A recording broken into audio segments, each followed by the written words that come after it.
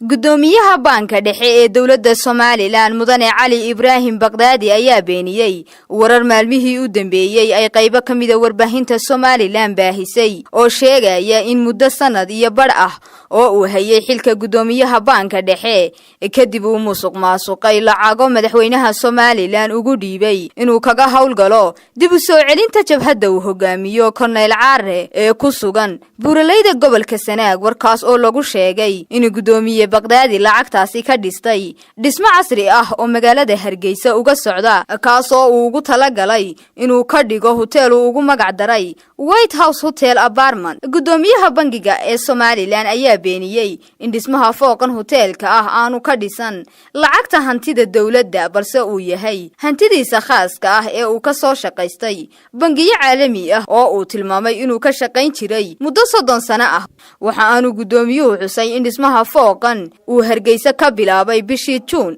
ee sanadkii 2018 laba bilood uun kadib markii xilka gudoomiyaha loo magacaabay oo ku beegnayd April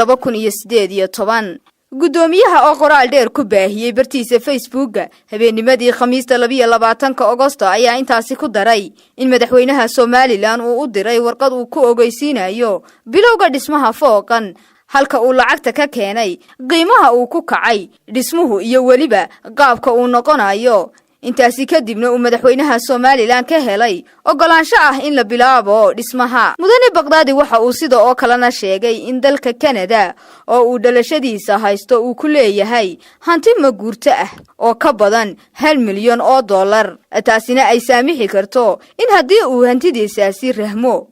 uu helayo lacag dhan 800,000 oo dollar sida uu hadalka u dhigay. waxa aanu wararkaasi ku tilmaamay kuwa aan sal iyo raatoona lahayn. Nuranalka codka bariga Afrika.